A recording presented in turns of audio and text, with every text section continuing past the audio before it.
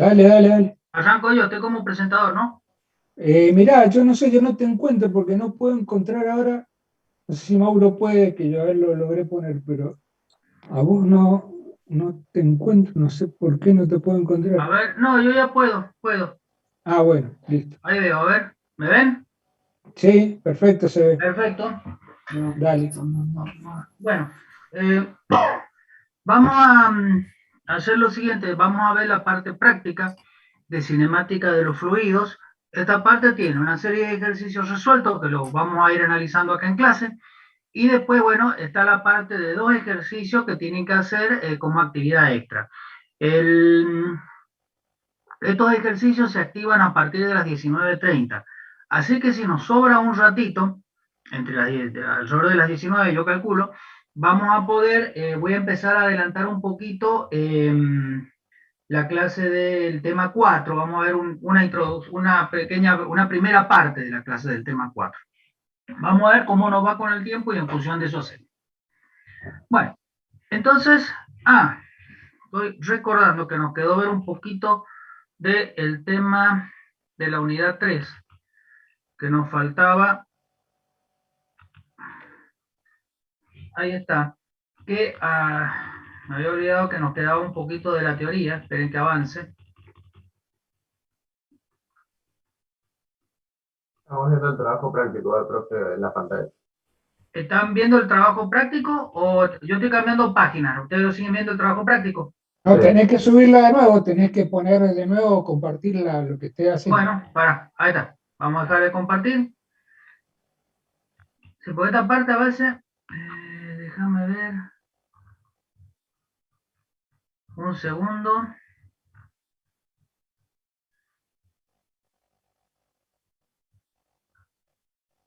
No, se me va a dar. Hayamos quedado acá.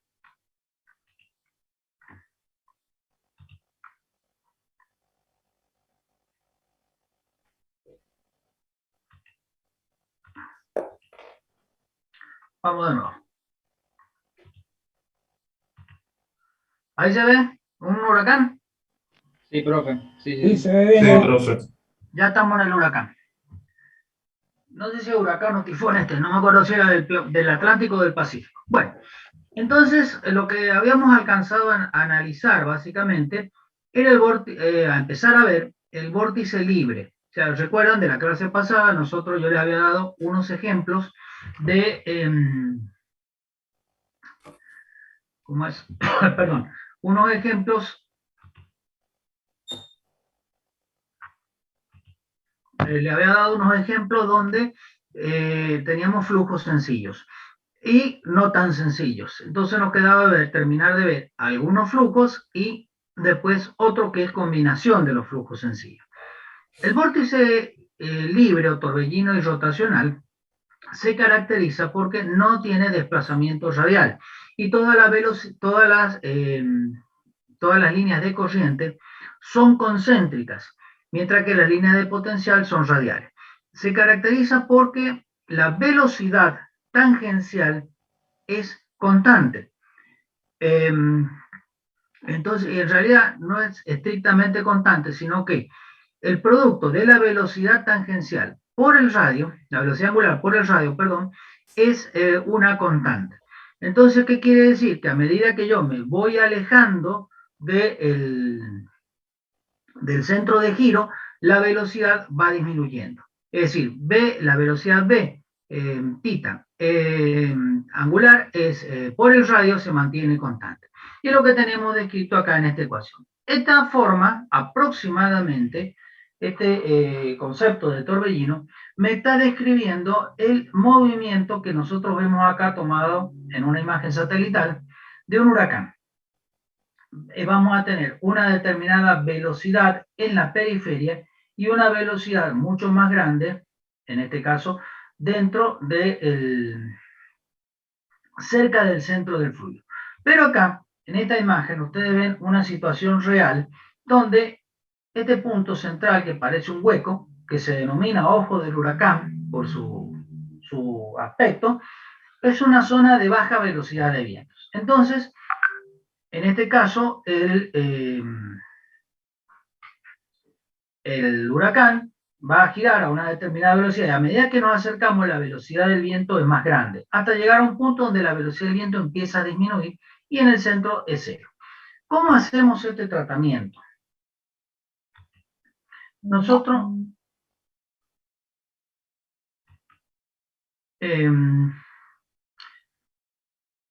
se puede trabajar una superficie, para ustedes recuerdan, para analizar el vórtice libre, nosotros teníamos esta fórmula que describían en coordenadas polares el vórtice libre. En coordenadas rectangulares lo podemos trabajar de otra manera. Así como hicimos el vórtice forzado, que tomaba la forma de un paraboloide de revolución, en el vórtice libre, aplicando un tratamiento similar al que antes se veía en la materia, para el vórtice forzado, nosotros podemos tomar un elemento de masa que gira a una determinada velocidad, W a una distancia R. Entonces esa fuerza generada va a ser la masa por la aceleración, reemplazando y reordenando como considerando la presión como fuerza por unidad de área. Entonces, esperen un poquito. Entonces, podemos escribir que la derivada de la presión respecto del radio es ρ omega cuadrado R. Pero cuando aplicamos la aceleración de la energía a lo largo de una línea de corriente, sabíamos que la energía derivada de la presión más la energía derivada de la energía cinética es constante. Operando con esta ecuación, es decir, derivando respecto de R y reordenando, me queda la siguiente condición. Omega por ρ por omega cuadrado R es igual a menos ρ por B por la derivada de B respecto de R. O lo que es lo mismo, simplificando todo lo que se pueda, que B sobre R es igual a la derivada de B respecto de R. Reordenando e integrando, me queda que B por R es E a una constante que es K. Verifica la ley de Droll, que es lo que habíamos hablado recién. Entonces, volviendo a la ecuación de la energía, la variación por unidad de masa, por unidad de densidad, perdón, va a ser igual a la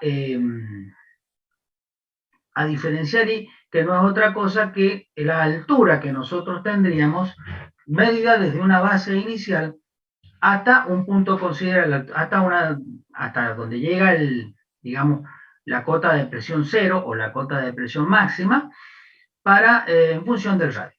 Entonces, si nosotros analizamos esta ecuación al integrarla, no es otra cosa que una hipérbola. Y la hipérbola sabemos que no tiene para x igual 0 un valor definido a menos que pase por el origen. Si no pasa por el origen la hipérbola, ¿qué es lo que pasa con x igual 0? ¿Qué es lo que nos está ocurriendo acá? Si aplicamos la ecuación de la energía para esa hipérbola, para esa condición, la presión más la energía cinética va a ser constante para un punto X. Para un punto X muy alejado, la velocidad es igual a 0, entonces tenemos una presión que sería la presión atmosférica. Pero para un punto, entonces podemos decir que la presión la podemos poner como la presión en un punto muy alejado o en el espacio no perturbado menos la energía cinética. Y si yo reemplazo B por K sobre R, me ocurre que a medida que R se va haciendo cada vez más chico, este término se va haciendo cada vez más grande. Entonces, cuando R tiende a 0, la presión tiende a menos infinito, según esta ecuación. Entonces, este modelo, así como lo hemos visto, no define muy bien la ecuación, el comportamiento, sino que en realidad es adecuado para utilizarlo a una cierta distancia. En realidad, en las proximidades del eje, el huracán se comporta como un vórtice forzado. ¿Qué es lo que tenemos acá? El vórtice forzado vendría a ser esta parábola, mientras que el vórtice libre por la ecuación, vemos que para R igual 0, la presión tiende a menos infinito. No existen presiones que tengan, por lo menos en el universo conocido, hasta ahora, que lleguen a menos infinito. Entonces, lo que se hace es que en la realidad lo que ocurre es un vórtice, una mezcla de vórtice forzado con un vórtice real a medida que nos acercamos al centro de giro. La velocidad, entonces, si nosotros graficáramos la velocidad en función de la distancia respecto del centro de giro, tendríamos más o menos esta forma. A medida que va aumentando el radio, la velocidad va aumentando hasta alcanzar un máximo y después disminuye cuadráticamente y se va haciendo asintótica con la distancia. Podríamos plantear ese punto de velocidad máxima, donde se produce el cambio de vórtice libre a vórtice forzado, con este grupo de ecuaciones, es decir, calcular la altura que corresponde al vórtice forzado es igual a la altura del vórtice libre. Igualando estas dos expresiones que conocemos de antes, se produce una distancia R, que es la raíz cuadrada de la constante de Drol dividido omega, la velocidad de giro. Esto es lo que tendríamos por el vórtice libre y el vórtice forzado. Ahora, ¿qué pasa? Si nosotros superponemos una fuente más un sumidero de igual intensidad, tenemos lo que se llama... Profe, ¿le puedo hacer una pregunta? Sí. ¿Vieron el gráfico que tenemos vórtice forzado, vórtice libre y vórtice real? ¿Podrías repetir, por favor, por qué se cierra en la parte real, digamos? Ajá. Bueno, el vórtice forzado en rigor es un vórtice real. Empecemos por ahí. Y el vórtice libre, el vórtice real hasta un cierto punto. En realidad lo que hacemos es que en la realidad de un huracán, esa es la palabra, de un tornado, nosotros lo que tenemos es un vórtice que se comporta como un vórtice libre en la periferia y como un vórtice forzado en el centro. Bien, perfecto, profe. Buenísimo. ¿Se entendió? Sí, ahora me cerró todo. Gracias, profe. Bien. Entonces, volviendo a la superposición. Cuando yo tengo una fuente más un sumidero, ¿qué tenemos? De igual, un dipolo. Tienen que ser de igual intensidad. Entonces, ¿cómo se interpreta esto? En la fuente, recordemos, sale un fluido en dirección radial en todas direcciones. Mientras que en el sumidero, el fluido ingresa a ese punto viniendo en dirección radial desde todas las direcciones. La superposición de algo que tenga la misma intensidad, llamémosle la intensidad el equivalente de un caudal, para que lo entendamos. Entonces, ¿qué es lo que ocurre? El fluido que tenemos, que sale de la fuente, se desplaza siguiendo esta línea de corriente hasta el sumidero, o directamente si es esta otra línea de corriente. Entonces forma lo que se denomina un dipolo. Acá tenemos algunas ecuaciones, tanto de la fuente como del sumidero, expresadas en coordenadas cartesianas, y la de la fuente potencial. Esto, vuelvo a repetir, no es necesario que se las aprendan de memoria. Lo que a mí me interesa que interpreten y entiendan bien el concepto de dipolo, que es fuente más sumidero, teniendo la misma intensidad. Entonces, todo el líquido todo el fluido que sale de la fuente va a parar al sumidero siguiendo estas líneas de corriente. Las líneas de potencial están representadas por la línea punteada. Entonces acá podemos utilizar unas ecuaciones, utilizando las conversiones, identidades trigonométricas y logarítmicas, podemos establecer la función de corriente y la función potencial. ¿Alguna pregunta? Bien. Vamos a hacer, ¿y ahora qué pasó? Si mezclamos un dipolo con una corriente uniforme. Es interesante lo que pasa. ¿Cómo podría ser que yo mezcle un dipolo con una corriente uniforme? Al mezclar el dipolo con la corriente uniforme, bueno, hay un tratamiento matemático, que acá están las ecuaciones, la ecuación de corriente y la ecuación de potencial, perdón, la ecuación de potencial y la ecuación de corriente, de la línea de corriente. Entonces las tenemos que sumar. ¿Qué se aplica? El principio de superposición de los efectos. Entonces, teniendo en cuenta que para que la función g sea 0, la función seno de θ debe ser 0 o el paréntesis en esta última. De acá podemos analizar que esta función de corriente, la cual vale 0, se produce a una distancia tal de que todo el fluido que circula cerca del dipolo lo rodea y el conjunto de dipolo, o sea, el dipolo, que es el conjunto de fuente más sumidero, es una elipse, forma una elipse, y que se comporta como si fuera un cuerpo sólido. Esta combinación se utiliza después para estudiar el movimiento de fluidos alrededor de cuerpos sumergidos. Vemos acá que las líneas de corriente se me desplazan y rodean al cuerpo. Y la línea de corriente que corresponde a la llamada velocidad cero es la que estaría en la superficie de un cuerpo sólido. Y acá adentro tenemos fuente más sumidero, donde el fluido está circulando de la fuente hacia el sumidero. Entonces, podemos trabajar un poco esto y tenemos los puntos que la velocidad, reordenando y haciendo un poquito de álgebra, que para R igual a la superficie del cilindro, la velocidad vale 2U, o sea, la velocidad del fluido libre, por el seno de θ. Entonces, para θ igual 0 y 180 grados, B es igual a 0. ¿Y eso qué significa? Cuando la velocidad es igual a 0, se llama punto de estancamiento. Es decir, donde un fluido, su velocidad es 0. Y puede ser un flujo bidimensional o tridimensional, ya lo vamos a ver en la práctica. Las velocidades se hacen igual a 0 en este caso. Para un fluido, cuando la velocidad máxima la vamos a tener cuando el ángulo sea 90 y 270 grados, y va a ser igual a 2 veces U. Entonces, estos últimos datos los vamos a utilizar como base en la bolilla de flujo sobre cuerpos sumergidos para analizar los mismos. Bueno, y sumidero más torbellino en el origen se puede observar, es algo que se puede observar en un patrón que podemos observar en la naturaleza. Usted sigue algo como una Profesor, sí. disculpe que lo interrumpa. Dijo que la velocidad iba a ser máxima a los 270 y en qué otro. Y a los 90 grados. Bien, gracias.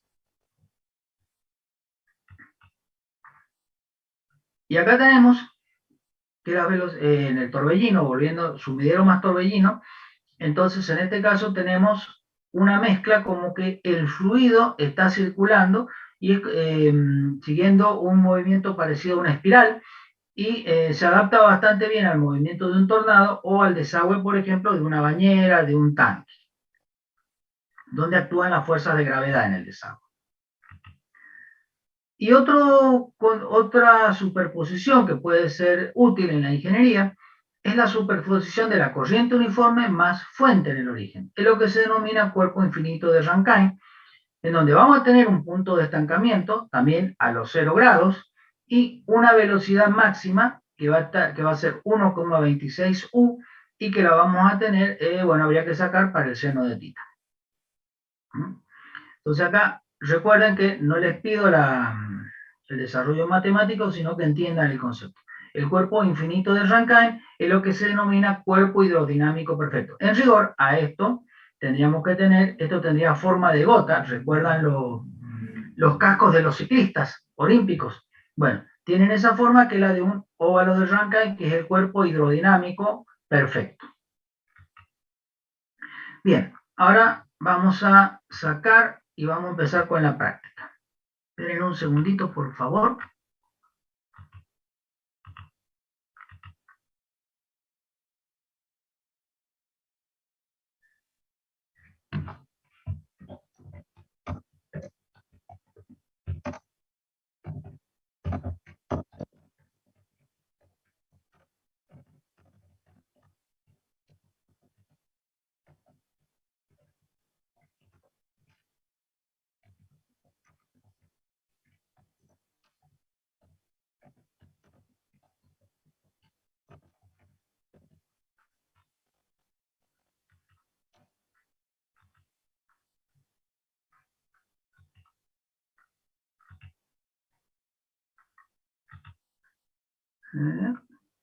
Bien.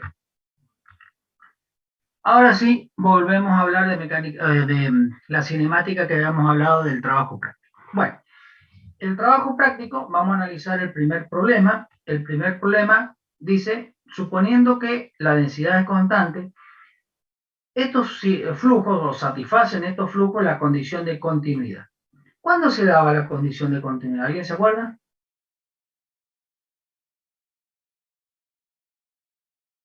Era lo de la ecuación de continuidad, que era Claro. ρ1 por A1 por B1 igual a ρ2 por A2 por B2. Esa es una condición. En este caso no no lo comentamos mucho. ¿Alguien se acuerda? ¿O alguien ¿Pero son las de derivadas algo más? parciales, profe? Las derivadas ¿Las parciales. derivadas Vamos a ver. parciales? Sí, sí, muy bien. A través de las derivadas parciales. En esto tenemos que verificar que la derivada de u respecto de x más la derivada de b respecto de y sea igual a 0 para el flujo incompresible bidimensional. Si fuera el flujo tridimensional, entonces tendríamos derivada de w respecto de z igual a 0 que agregarle esta sumatoria. Entonces, la ecuación, la condición más sencilla, vemos cuál es. Entonces, para cada opción A, B, C, D, tenemos que hacer el cálculo de estas derivadas y ver si se verifica esta condición. Vamos al primer ejercicio. Derivada de u respecto de x, menos 2y, derivada de x es 0. Y derivada de b respecto de y, 3x, esa derivada también es 0. Por lo tanto, dice 0 más 0, cumple. Vamos al otro ejercicio. Derivada de u respecto... Perdone, no sé si Sí. estoy confundido, pero esa condición de la suma de las derivadas parciales era equivalente a decir que el rotor fuera igual a 0. Sí, Bueno, perfecto, muchas gracias. Es decir, que fuera irrotacional, ¿no? No me acuerdo si esa era la definición. sí, esa era una de las definiciones. Perfecto, gracias. Bueno, volviendo. Derivada de u respecto de x, de nuevo, igual a 3, derivada de b respecto de y, igual a 6x. Ven que en esa condición no cumple con la condición para un flujo de la ecuación de continuidad, para este flujo. Volviendo a la siguiente ecuación, también se verifica 0 más x es distinto de 0, no cumple. Y la cuarta, tenemos que hacer un poco más de trabajo de derivación. Reordenamos, hacemos la suma y vamos a llegar a que la derivada de u respecto de x más la derivada de b respecto de y, reordenando, es 0. ¿Por qué? Porque acá estos dos términos son iguales y de sentido contrario. El denominador, el numerador, perdón, es igual y de sentido contrario. Entonces tenemos que esto es igual a 0. Entonces ahí en el último flujo, el ejemplo D, vamos a tener que sí va a cumplir la ecuación de continuidad de ese flujo. ¿Alguna pregunta? No, profe, se entendió bien. Profe, si Sí. que esté indefinido en el origen, ¿quiere decir algo? O No. bueno, gracias.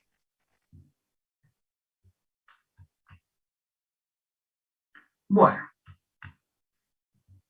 Vamos al segundo problema.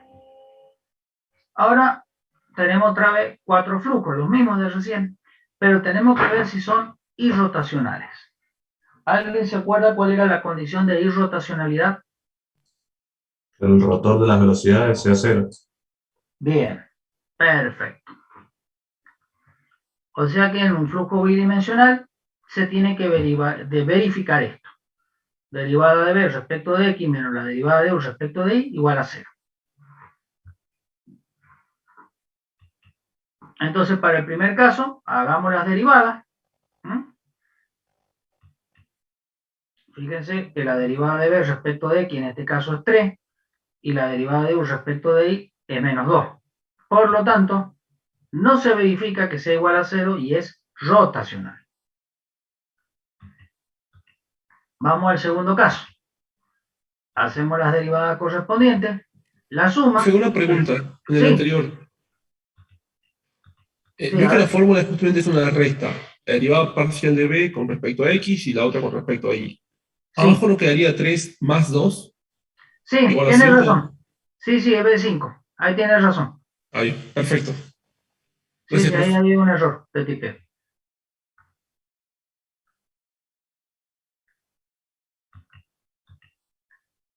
Bien. U3x, B3xy. Entonces, volviendo a sacar la derivada y la segunda derivada, haciendo la diferencia, me queda 6y también distinto de 0. Es rotacional. Vamos al tercer caso. derivada de b respecto de x igual y, derivada de u respecto de igual 0. Luego, la resta, en este caso, es igual a y. También es irrotacional porque es distinto de 0. Es rotacional, perdón, porque es distinto de 0. Vamos a la cuarta ecuación, haciendo las derivadas correspondientes, derivada de b respecto de x, derivada de y respecto de y, de u respecto de y, igualando, sumando, y que vemos que al hacer estas dos derivadas, como estamos restando, los dos valores son iguales, las dos derivadas son idénticas, pero se restan. Por lo tanto, es 0 y ahí sí estamos en condición de flujo irrotacional. ¿Alguna pregunta? Profe, ¿podría por favor volver 2 segundos a la diapositiva anterior? Sí. Ahí estamos. Ahí está. Quería ver la ecuación que estábamos verificando. Perfecto, muchas gracias. De todos modos, la ecuación la había puesto de nuevo, porque si no nos olvidábamos. Acá donde dice D, está escrita la ecuación. Sí. Perfecto, si no, me confundí. No, está bien. Sí, por eso repito Gracias. las ecuaciones, para que no nos perdamos, porque si no me pierdo yo también.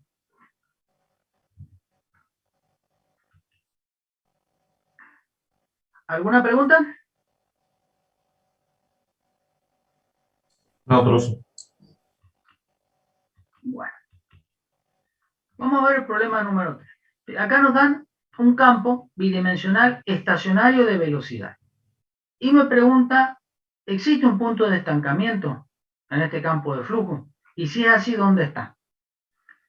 Entonces, ustedes recuerdan que dijimos recién cuál era el punto de estancamiento, aquel en el cual la velocidad es igual a 0. Entonces, en estas condiciones, perdón, busqué mal.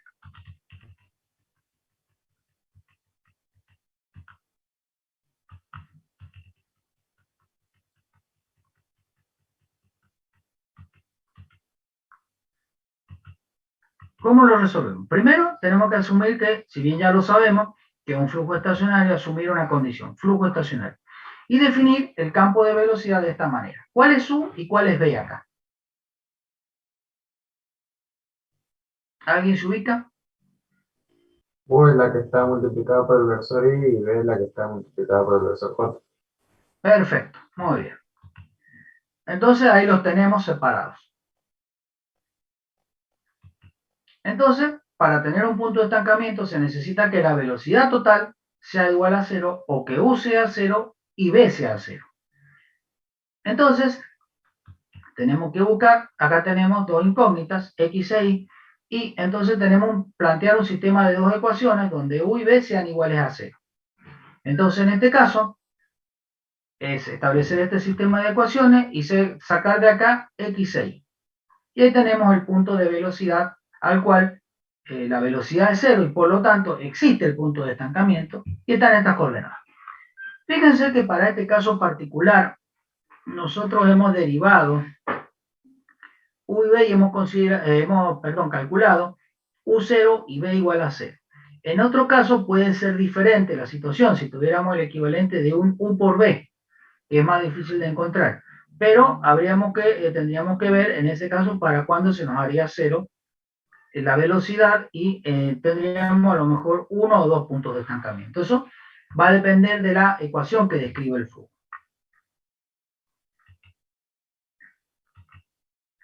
Bueno, acá tenemos ¿alguna pregunta del problema anterior? Disculpen. No, profe, se entendió bien. Bien. Problema número 4. Veamos el siguiente campo bidimensional estacionario. En este caso, no tengo parámetros numéricos, solamente tengo A y B y C. Entonces pregunta si hay un punto de estancamiento y si es así, ¿dónde está? Bueno, recordemos cuál era el punto de estancamiento. ¿Se acuerdan? Donde la velocidad es ese 0. Bien. Acá tenemos los componentes de la velocidad y tenemos que hacer igual a 0 y de ahí sacar un sistema de dos ecuaciones con dos incógnitas. Lo cual nos da este resultado. Y mi punto de estancamiento va a existir porque le encontramos solución a estas ecuaciones y está dado en estos puntos. Va a estar sobre el eje Y, en cualquier punto, para I igual a 0, o sea, sobre el eje X va a estar y a una distancia del origen B menos A sobre C y dándole valores a B, A y C, entonces vamos a tener el punto de estancamiento para ese flujo. ¿Alguna pregunta? No, profe. No, profe.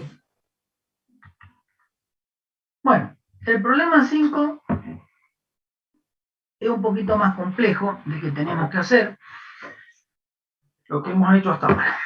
Consideramos un flujo bidimensional, incompresible y estacionario por un ducto convergente. Vamos a hablar de una figura que la vamos a ver en un minuto y dice que un sencillo campo de velocidades puede darse de esta manera, con esta ecuación. U0 más Bx por Y menos B por Y por J. Donde U0 es una velocidad horizontal en X igual 0. Fíjese que en esta ecuación ignoramos efectos viscosos a lo largo de las paredes, pero una aproximación razonable para toda la gran parte del campo del fluido. Y dice calcular la aceleración material para las partículas de fluido que pasan por este conducto. Y hay que dar la respuesta de dos maneras. Como las componentes AX y AY de la aceleración y después como el vector aceleración. Bueno, fíjense acá, hemos tenido que considerar que ignoramos los efectos viscosos para obtener la red de corriente aproximada.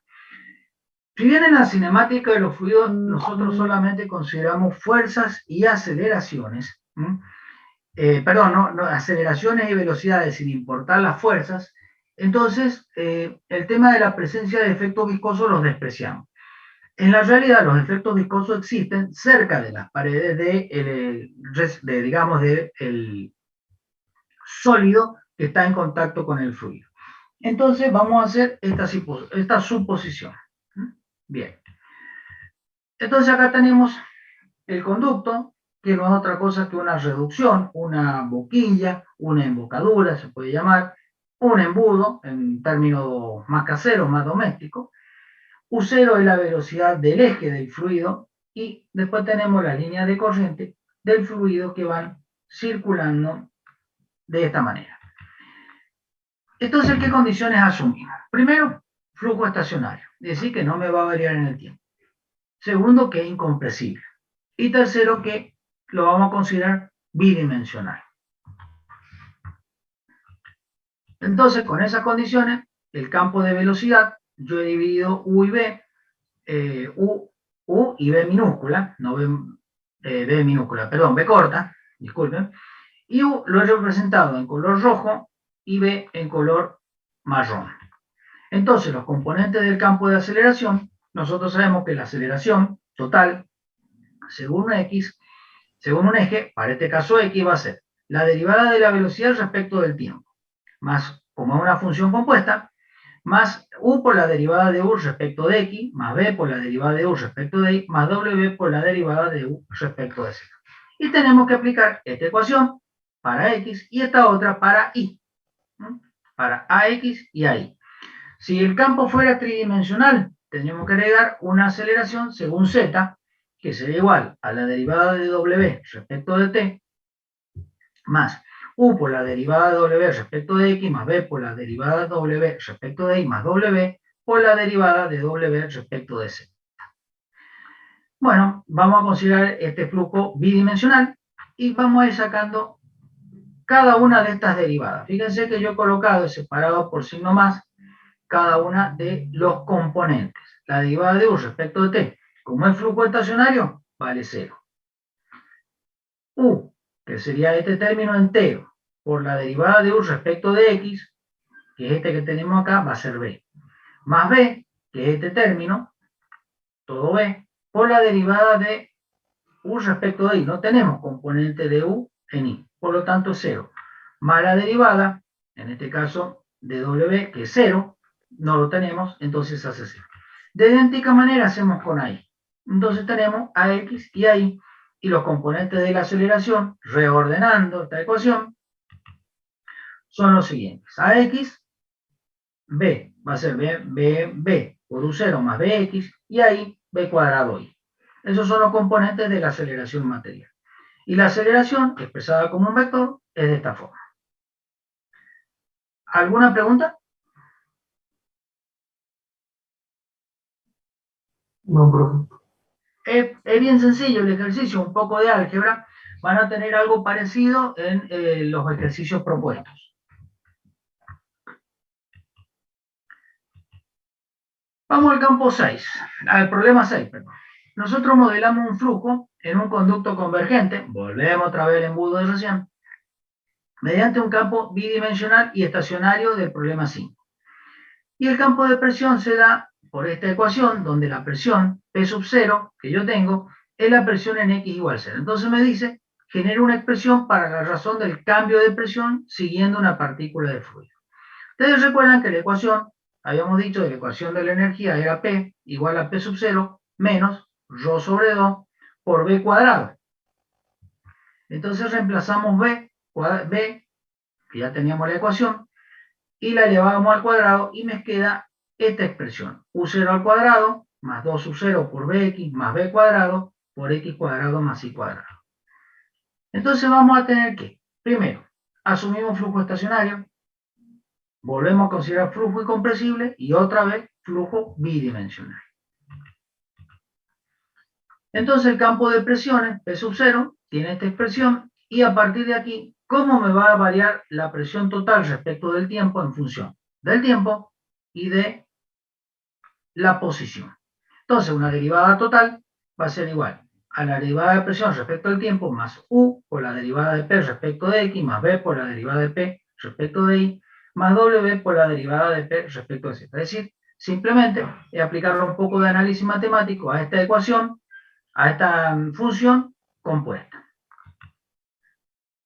Reemplazando, teniendo en cuenta que no hay componente en la dirección Z y que es flujo estacionario, estos dos términos se me hacen 0. Y entonces me queda U por la derivada de P respecto de X más B por la derivada de P respecto de Y. Del ejercicio anterior, sabiendo cuánto era B, los componentes U y B los teníamos. Entonces, reemplazando eso en la derivada de P respecto de X y haciendo la derivada de P respecto de X, sacándolo de acá, y la derivada de P respecto de Y también sacándolo de esta expresión, podemos reemplazar y obteníamos la ecuación de la variación de P respecto de T. Y es esta ecuación que tendríamos acá. Lo cual, para una determinada posición, podemos darle valores a X y conociendo B y U0, y entonces de esta manera podemos obtener el valor de la presión en un punto determinado, a un tiempo determinado. Profe, Sí, ¿por qué la derivada de P respecto de T si no aparece T en la ecuación? es que trabajamos, a ver, espere que vamos a ver cómo era el enunciado del problema. Cambio de la presión siguiendo una partícula de fluido. Si bien ahí, espera un poquito.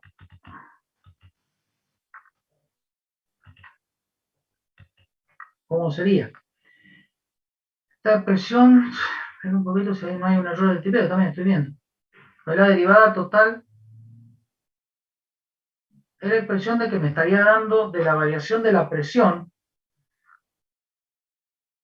respecto del tiempo. Está derivada, pero consideramos que es una derivada total. ¿Habrá habido un error de tipeo?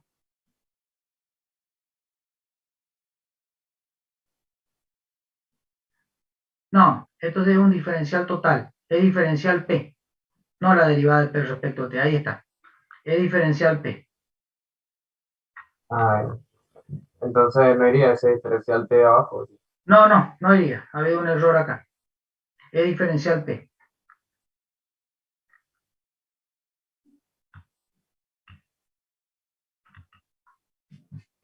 Profe, disculpe, ¿dónde no iría el P? Perdón. Acá, donde tengo el cursor. Ok. Bien, bien.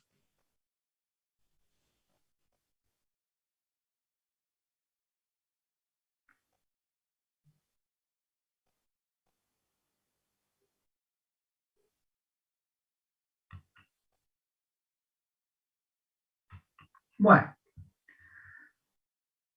vamos al problema número 7. ¿Alguna otra pregunta? Sí, le quería consultar.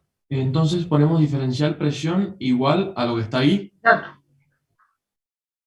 Ah, ok. Es un diferencial total.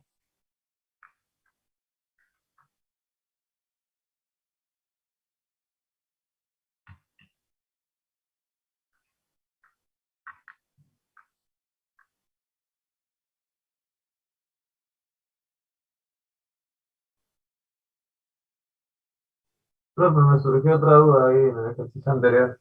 ¿Sí? ¿Qué Si pasó?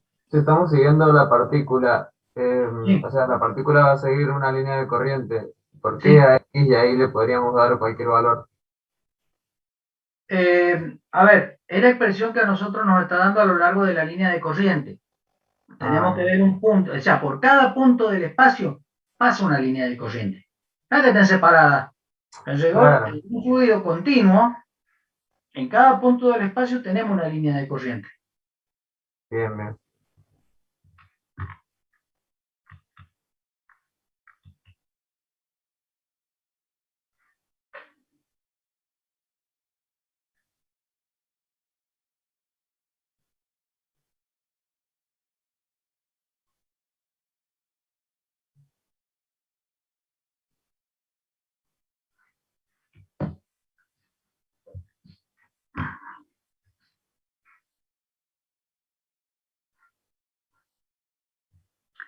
Bueno, ¿no hay más dudas? No, profe.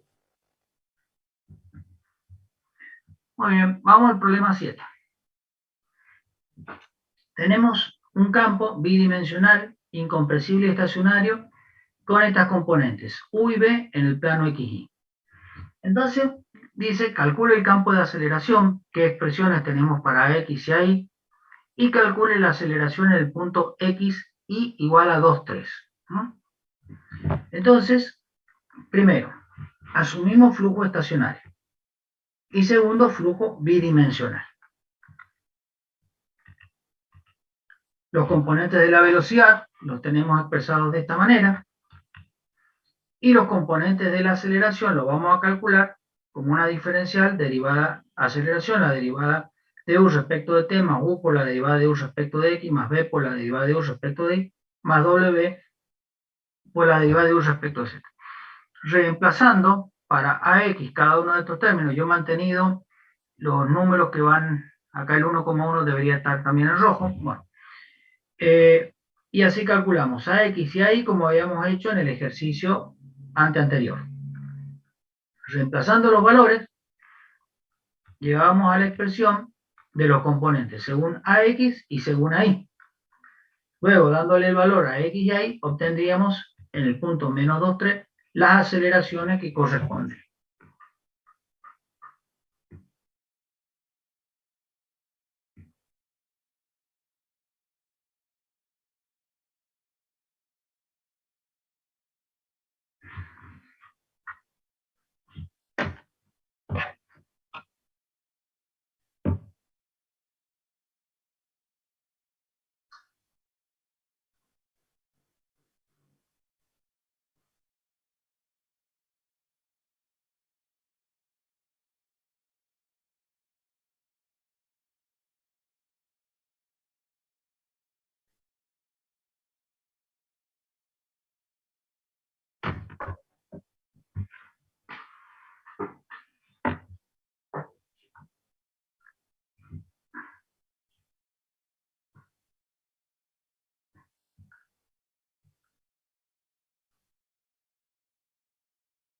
Bueno, sigamos con el último problema, si no hay más preguntas.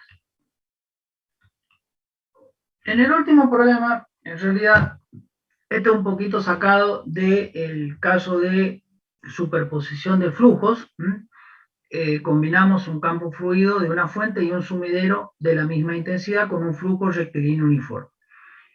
La parte matemática de cómo llegamos a estas ecuaciones no la vamos a ver, sino que ya se las di en la teoría y hemos tomado los resultados de los flujos, de la suma. Acá me pide la función de corriente, no la función de potencial. Entonces, cualquiera, si quiere ampliarlo, lo puede ver desde Francini.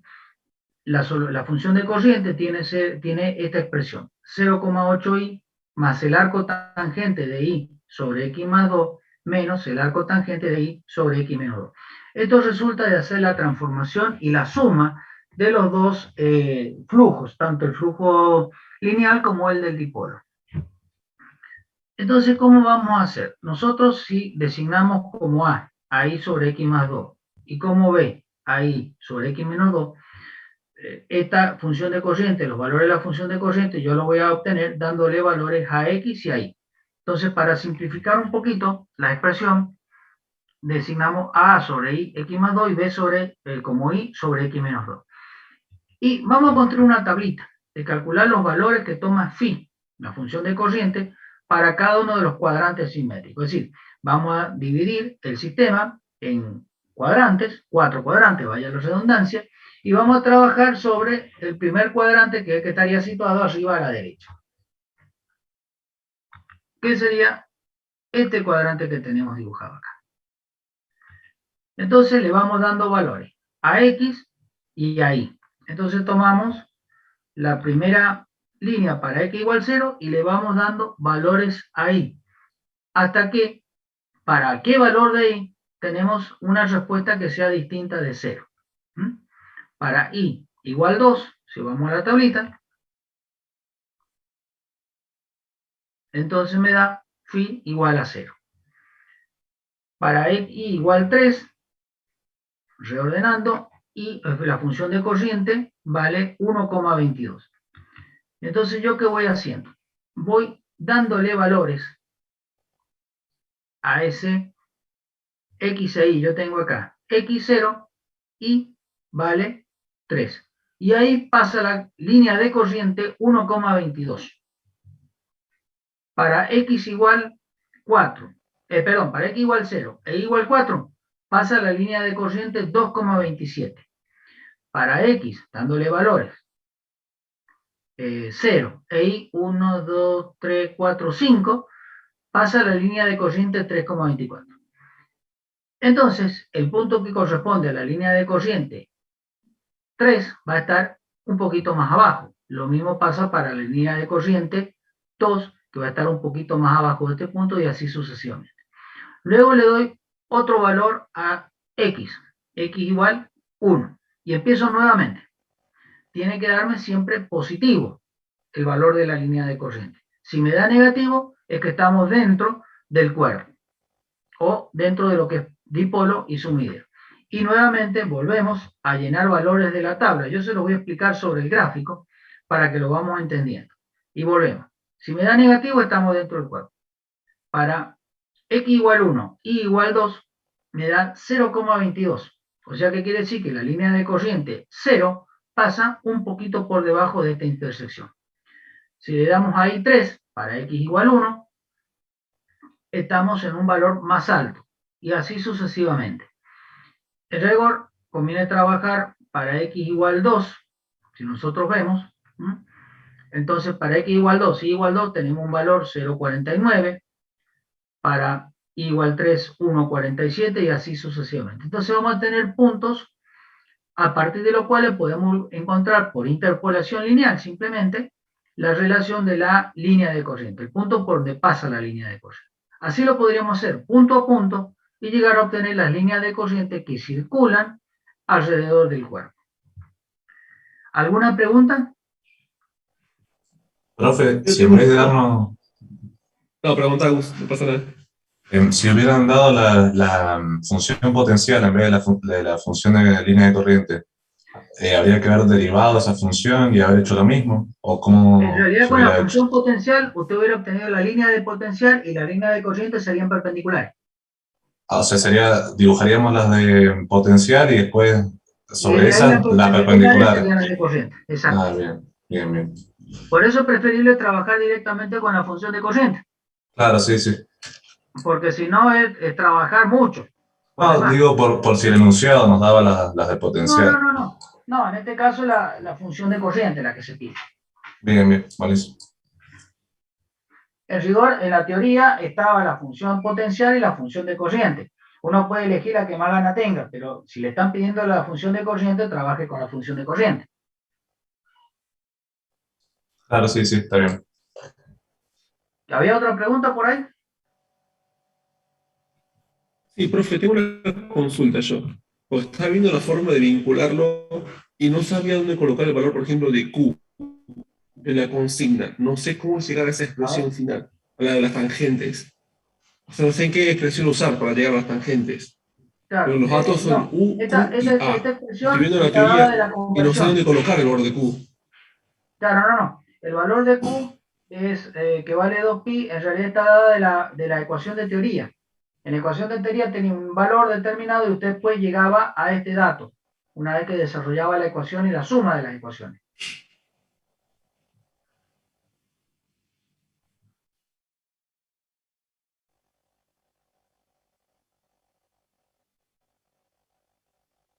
¿Me escuchan? Sí, profe. Ah, no, pensé que me había quedado sin internet, por eso.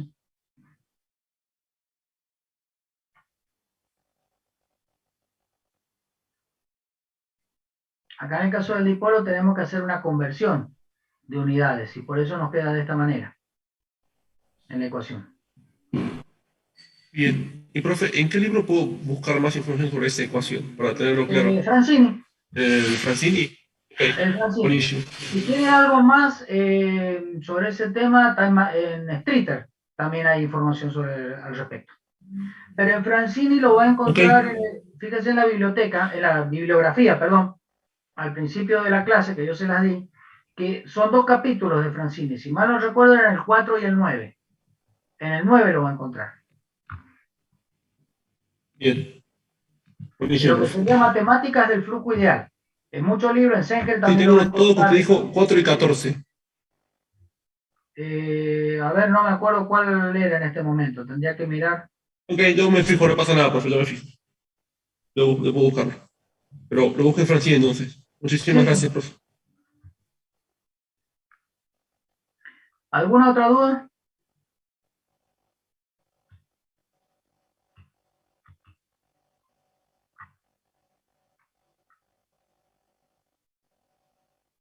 Por mi parte no, profe. Bueno. ¿No hay más dudas? Sí, profe, Sí. yo no termino de entender cómo traza las líneas de corriente con la información que da la ecuación, digamos. Bien, vamos de nuevo. Usted le va dando valores a x. Y empieza con un x igual 0. Vamos a la tablita primero. Para x igual 0. Usted fija un valor para x. Y le da valores ahí. 1, 2, 3, 4. Acá están dibujados 2, 3 y 4 en la tablita. Entonces eso le va a dar un valor de función de corriente que es la que le da esta ecuación. Sí, hasta ahí lo Tiene que entendí. calcular el arco tangente de y sobre x más 2 y el arco tangente de y sobre x menos 2. Entonces, al llenar la tablita, llegamos al valor de phi de la función de corriente igual a 0. Si este número le da negativo, ¿qué quiere decir? Que está dentro del cuerpo, o sea, tiene que hacer la interpretación. Sí. Si da negativo, está dentro del cuerpo. Entonces, vamos al gráfico. Entonces dice, bueno, supongamos que esto sea el número no me acuerdo cuánto es, pero da un valor determinado, negativo. Entonces este no corresponde al cuerpo. Entonces sigue dándole valores ahí hasta que llegue a encontrar el valor de y igual 0. No hace falta, el valor de phi igual 0. No hace falta que llegue como una ecuación que usted tenga que averiguar qué i da para, qué i necesita para que la función de corriente sea 0. Sino que sea un i mayor que 0 y que sea pequeño. Entonces ya tiene un punto donde sabe que la línea de corriente que pasa por ese punto tiene valor determinado. Por ejemplo, 0. Acá es 0 y en este otro punto la línea de corriente que pasa es la 0,22. y por acá también, la 0,22 no, es acá, este punto. Acá es 0,49 y la 0,22 pasa por acá. Y la 0,62 por ahí. Entonces usted le va dando valores y obtiene un punto en un XY, en un gráfico cartesiano que para ese valor de X de Y pasa una línea de corriente que es el resultado de la ecuación que usted armó. Entonces, una vez que tiene esos puntos que indican valores de la línea de corriente, normalmente lo que nosotros hacemos al dibujar un flujo es que trabajamos con valores enteros de la línea de corriente, o sea, la 1, la 2, la 3. Entonces, para la cual necesitamos, en este caso particular, ir interpolando entre estos puntos para lograr el valor, por donde pasa entre estos dos el valor t, el valor 3, por ejemplo. ¿Por dónde pasa entre estos dos? El valor 3. Acá igual. Y así sucesivamente. Entonces tiene un punto, 2 puntos, 3 puntos, 4 puntos, así. Por donde pasa la línea de corriente que usted necesita dibujar. ¿Más o menos se entiende? Bien, sí, sí, sí, perfecto. Ahí entendí, profe, gracias. Claro, es llevar a un gráfico de coordenadas cartesianas valores de la ecuación. Y esos valores de la ecuación le va a dar en cada punto, que es una intersección de X y de Y, el valor que tiene la línea de corriente en ese punto. Y después interpola para encontrar la que usted está buscando. Perfecto, gracias, profe. Muy bien. ¿No hay más dudas?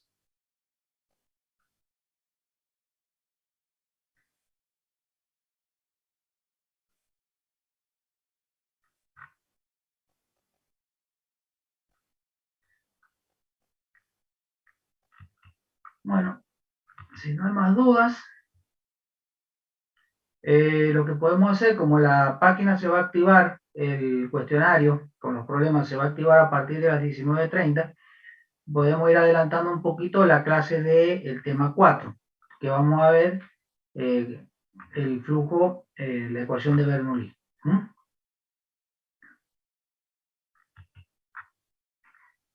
Un poquito que ubique el PowerPoint. José, Sí, ¿lo querés que activemos ahora el cuestionario? bueno, dale. ¿Eh? Si querés lo activamos ahora y ya trabajan sobre eso. Dale, dale, ahí lo activo.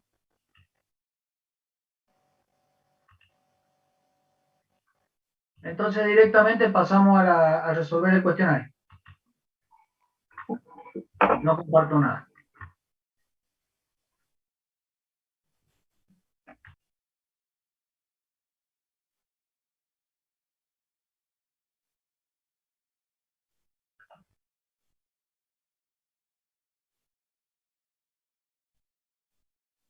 Ahí está, ahí se activa en un minuto.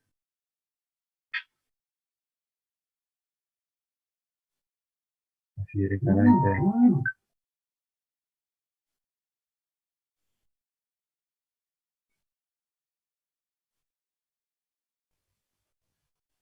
Ahí está, ahí lo activé.